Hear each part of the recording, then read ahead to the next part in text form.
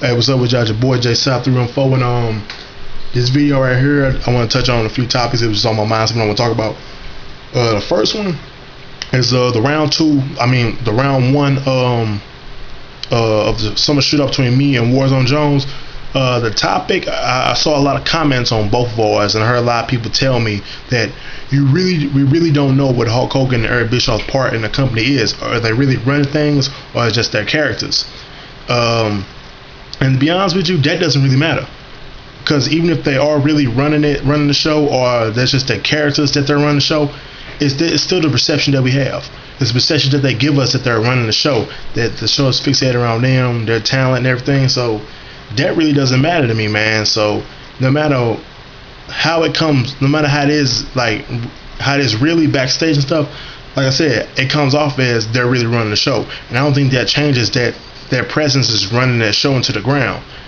And you telling me that Hulk Hogan's gonna come into that company and not get paid top dollar and not take a big chunk out of that out of the revenue for that show? You telling me that? You telling me Hulk Hogan's gonna come into TNA and have no influence or minimum influence?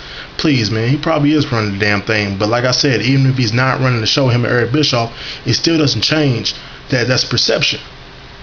It doesn't change that, like, you turn it on week by week and it looks like they're running the show. So even if they are or not, like I said, I think that's pretty much the core of my argument was for the first round of shoot-off. So that's all I gotta say on that one. The second thing, I never thought I'd say anything good about John Cena, but here we go. I was really paying attention to like the John Cena and Sheamus rivalry, and that can be good, y'all. That can be good. That can go on for a while if they do it right. Because the reason I say that is they can be like John Cena is Sheamus' kryptonite, and vice versa. You know what I'm saying? They can make it where like Sheamus like fixated on John Cena, where like he'll pass up title shots to get at John Cena. Like, you have a WWE title shot, or you can have a match with John Cena. I'll take John Cena. You know what I'm saying? That can work out good, man. Like, that can go on for a while, and you could probably put on at least 12 pay-per-views a year, probably two, maybe three pay-per-views a month with them in matches. And you put on, if they do some good matches, which is hard. You know what I'm saying, with John Cena's moveset. Well, anyway, they can probably put on some good matches, man. I wouldn't think them matches would be strictly wrestling based. You know what I'm saying? Street fights, last man standing, gimmick matches. I don't think they can be straight up wrestling matches. Probably one of them. And I'm not saying the whole rivalry. You know what I'm saying? Well, week by week, Cena and Sheamus, pay-per-view, Cena and Sheamus. I'm not saying that. What I'm trying to say is, like, give them their own individual storylines, but always have that on the back burner. You know what I'm saying? Always have that John Cena Sheamus rivalry going. Even if they are doing their own things, keep it going some way, somehow. I think that can be good, man. Especially even if they get into what I'm calling it Attitude Era 2, the era of controversy or whatever. If they go back to a mature audience, I think that's the only way Cena will survive.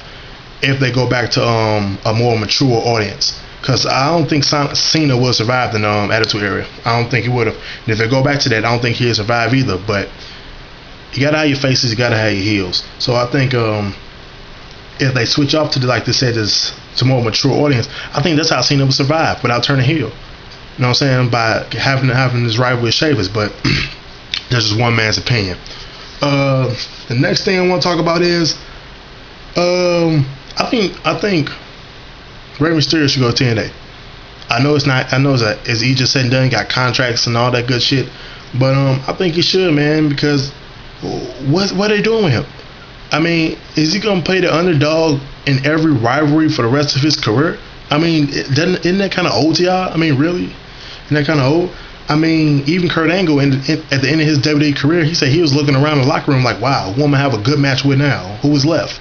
You know what I'm saying? Batista. You know what I'm saying? Mark Henry. So I got to say, probably like the X Division would be the best thing for Rey Mysterio right now, man. I mean, on the past year, maybe two, who's the best person you see in the ring with him? And 9 out of 10 people will probably tell you Evan Bourne, because he fits his style. I mean, Rey Mysterio didn't have to go into that match, have to get beat up 90% of the match, and somehow pull off a 619 and win. You know what I'm saying? He didn't have to play the underdog in that match. He actually had a decent match for. You knew he was going to win for a couple seconds. Like you didn't know who was going to win. It was a good match. It's good matches and stuff. So I would like to see him go into the X Division. That's a long shot. I mean, the easy fix for him, give him more cruiserweights to work with. You don't got to always put him in a match with Batista and somebody like that and make him out as the underdog. I mean, because Rey Mysterio would never turn heel. He would never turn heel. So long as he's in WWE anyway. So I don't think he will. I don't think he could anyway. I think he loves the fans too much to turn heel, and I don't think they'll let him. Okay, so that was nothing. Was there anything else I want to talk about? Yeah, one more thing. I got a question from let me see and bring it up right quick. Love Juan 9697. The question is, hold on, let me read it. When do I think the title would change hands, or do I think who would it change to? It all depends who they get a title shot to. And I'm looking at the SmackDown roster right now, and I do not see nobody that will put against Swagger for the belt, man. I honestly don't. The only two people in this roster currently is Christian and CM Punk. And in order for them to do CM Punk, they probably have to turn Swagger into a face, which I like him as a heel. He's working as a heel. A lot of people think he's irritating, but I think that's what they're going for. There's always an Undertaker. Push come shove, there's always an Undertaker. Even though he's the one person on the roster that doesn't need the belt, but there's always an Undertaker. But to try my best to answer your question, I'm gonna go with Christian because I don't see nobody else. I don't see nobody else on the roster. I'm gonna go with Christian. But anyway it goes, no matter who it is, I think Swagger will only hold the world title for about another 2 months. That's how I look at it. So that's all I gotta say, y'all, man. Thanks for watching this video, man. I'm gonna get y'all later, man. Round 2, summer shoot off, hopefully coming soon. We're trying to get the topic for the next one, man. So I get y'all later, man. It's your boy J South. Peace.